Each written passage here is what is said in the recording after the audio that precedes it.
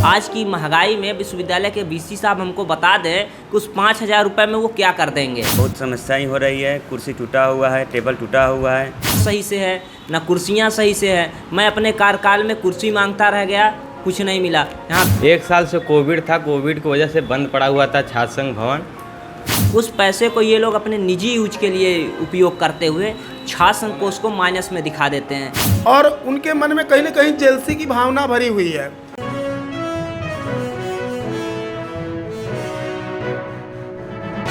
दोस्तों नमस्कार, स्वागत है आपका न्यूज़ बकेट पर। संपूर्णानंद संस्कृत विश्वविद्यालय में इस वक्त माहौल कुछ अलग तरीके से है। हम आपको एक कहानी दिखाना चाहते हैं कि कैसे छात्र संघ का चुनाव जब इतने लाभ लश्कर के साथ होता है, उसका नतीजा आने के बाद कितनी बेबसी और कितनी लाचारी है, इसकी हकीकत आपको न्यूज़ बकेट के कैमरे से दिखाने की कोशिश करते हैं। जब हमारा दाखिला हुआ छात्र संघ के भवन में तो कुछ तस्वीरें देखकर मन विचलित हो गया कि इतना पैसा लगाकर चुनाव जीतने वाले प्रत्याशी आज मन मार कर बैठे हैं। इसी कोशिश में है कि छात्र संघ के बजट का वो पैसा बहाल हो जो कोरोना के नाम पर जब्त कर लिया गया है।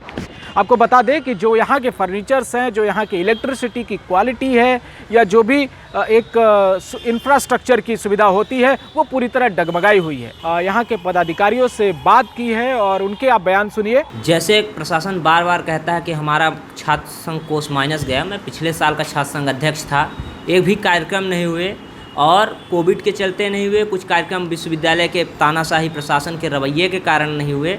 मैं उनसे ये जानना चाहता हूँ कि पैसा जाता कहाँ है। ऐसा तो है नहीं कि एडमिशन नहीं होता है। हमारा जो छात्र संघ कोष है वो छात्रों के बजट से, छात्रों का जो फीस होती है उससे आता है। तो छात्रों का एडमिशन हर साल होता है और छात्र संघ कोष में पैसा आता है। उस पैसे को ये लोग अपने निजी यूज के लिए उपयोग करते हुए छात्र संघ कोष को माइनस में दिखा देते हैं। जब इस मुद्दे की बात तगड़े से की जाए तो पुलिस प्रशासन बुला ली जाती है और कहा जाता है कि आपके ऊपर तोड़फोड़ अधिनियम जो उत्तर प्रदेश में पारित हो गया है उसको लगवा देंगे और आप बस जो टूटेगा उसका भी देंगे, मुकदमा भी दर्ज होगा। अब छात्रों की बात सुनने वाला कोई है ही नहीं। सिर्फ क्या परेशानी आ रही है?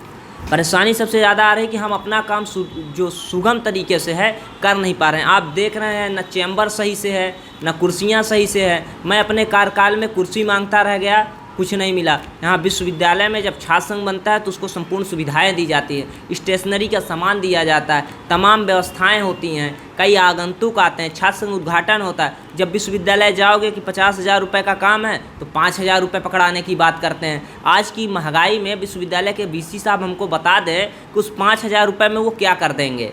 1 साल से कोविड था, कोविड की वजह से बंद पड़ा हुआ था छात्र संघ भवन। दीमक खा गए, बारिश हुआ, तरह तरह के परेशानी हुई। जब हम लोग को छात्र संघ भवन के लिए तो पहले दो महीने तक लड़ा गया कि इसको खोलिए। 2 महीने तक हम लोग लड़े शासन सत्ता से, वाइस चांसलर से। ये तीसरे वाइस चांसलर थे हम लोग के लिए। लड़ाई लड़कर हम लोग छात्र संघ भवन खुलवाए, लेटर दिए फर्नीचर के लिए, कुर्सी के लिए, अलमारी के लिए। जंग खाया हुआ अलमारी है। माननीय कुलपति जी का एक ही कहना था कि 1,20,000 रुपये छात्र संघ कोष जो है माइनस में चल रहा है। फिर भी हम लोग उनको लेटर दिए, सब कुछ किए, लेकिन अभी तक कोई व्यवस्था नहीं किया गया। छात्र संघ भवन पे माननीय कुलपति जी आए थे ध्वजारोहण वाले दिन, उनसे निरीक्षण कराया गया। हर कमरे में, हर जगह, हर चीज़ जाकर कुलपति जी देखे, लेकिन उसके बाद कोई प्रक्रिया समझ में नहीं आई। वहाँ से कोई निर्णय अभी तक नहीं आया है। हम लोग लगभग 1 महीने पहले कुलपति से मिले और एप्लीकेशन दिए हैं कि गुरुजी इसका देखभाल करिए, इसको सुधारा जाए। बहुत समस्याएं हो रही है, कुर्सी टूटा हुआ है, टेबल टूटा हुआ है, लेकिन कोई सुनाई गुरुजी लोग सुन ही नहीं रहे हैं। कुलपति जी, बहुत परेशानियां हैं। कोई आता है देख के हंसता है, देखो तुम्हारा छात्र संघ ऐसा है, कोई सुविधा नहीं है। यही सब है कि यहाँ 2 पार्टियाँ चुनाव लड़ती हैं, ABVP, NSY, ठीक है। और इस समय शासन सत्ता किसका है? ABVP का है, भाजपा पार्टी का है। और यहाँ कुलपति जी और अन्य जितने भी अधिकारी कुछ गण हैं वो भाजपा से बिलोंग करते हैं। तो कहीं ना कहीं उस सत्ता का दुरुपयोग करते हैं। NSY की जितनी भी पदाधिकारी हैं, जितने पदाधिकारी हैं वो चुनाव में जीते हुए हैं और उनके मन में कहीं ना कहीं जेलसी की भावना भरी हुई है। आप बताइए कि 2-3 कार्यकाल से कोई कार्यक्रम नहीं हुआ, न छात्र संघ के बजट में कोई पैसा निकला। उसके बाद भी कुलपति के पास जाइए, वित्त अधिकारी के पास जाइए और चीफ प्रॉक्टर के पास जाइए, सब लोग एक ही बात कहते हैं कि आपका जो बजट चल रहा है वो माइनस में चल रहा है। हम यह जानना चाहते हैं कि वो माइनस में गया कैसे। कोई कार्यक्रम भी नहीं हुआ, कोई पास भी नहीं हुआ, हर साल छात्र संघ के कोष में पैसा भी जाता है, आखिर में उसका हिसाब है क्या। रह गई विश्वविद्यालय की सवाल, तो विश्वविद्यालय में इसके पहले जो कुलपति जी थे उनका भी जो रवैया था वो बहुत अच्छा नहीं दिखा। कार्य के नाम पे कुछ नहीं हुआ, ठेकेदारों से मिलना, पैसा लेना। अन्य ने देखिए 5 साल से मेरा एक छात्रावास तैयार हो रहा है, जो कि अभी पूरा बजट पास हो गया है, सब कुछ हो गया है, फिर भी अभी तक वो बन के तैयार नहीं हुआ। तो मिली भगत है, कहीं ना कहीं इस प्रदेश सरकार की मिली भगत है, उसके द्वारा इस पार्टी को दबाया भी जाता है और कार्य में बाधा पहुंचाया जाता है।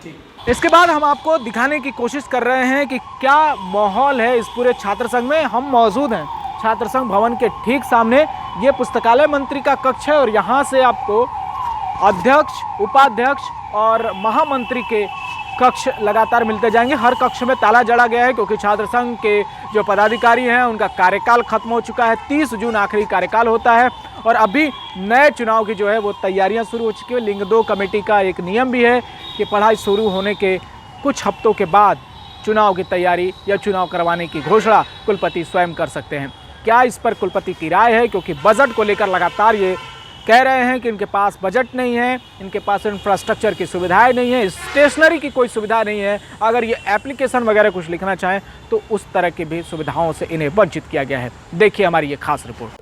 वाराणसी स्थित संपूर्णानंद संस्कृत विश्वविद्यालय, जो भारत की संस्कृति के धरोहर के रूप में माना जाता है, यहाँ प्रत्येक वर्ष छात्र संघ का चुनाव भी होता है। पिछले कई सालों से इस पर NSUI यानी कांग्रेस के छात्र गुट काबिज हो रहा है। चुनाव लड़ने के लिए खूब खर्चा भी करना पड़ता है, मगर छात्र संघ भवन की हालत देखकर ऐसा लगता है कि छात्रों के चुने हुए प्रतिनिधियों को उनके अधिकारों व कर्तव्य से विरक्त कर दिया गया है। छात्र संघ भवन में जैसे ही आप प्रवेश करते हैं, आपको सबसे पहले टूटी फूटी भवनों व ताला जड़े दरवाजे देखने को मिलेंगे। जब हमने पुस्तकालय मंत्री के कमरे का दरवाजा खोलकर अंदर का नजारा देखा तो तस्वीरें हैरान करने वाली थी। एक तरफ बिजली का बोर्ड किसी तरह फिर से दीवार में चिपकने की गुहार लगा रहा था, तो वहीं सामने रखा बेंच मानो जिंदगी की आखिरी सांस गिन रहा था। धीरे धीरे करके उसकी सांसें उखड़ रही थी। बेंच का पुर्जा नीचे गिर रहा था। न तो लिखने के लिए स्टेशनरी का कोई सामान था, न ही कोई सुविधा बैठने के लिए। केवल 4 कुर्सियां हैं जो उस पूरे कमरे की शोभा में 4 चांद लगा रहे थे। जब हमने उन पदाधिकारियों से सवाल किया जो वहाँ मौजूद थे, तो उनके जवाब काफी निराश करने वाले थे। देखिए क्या कहा पूर्व व वर्तमान पदाधिकारियों ने।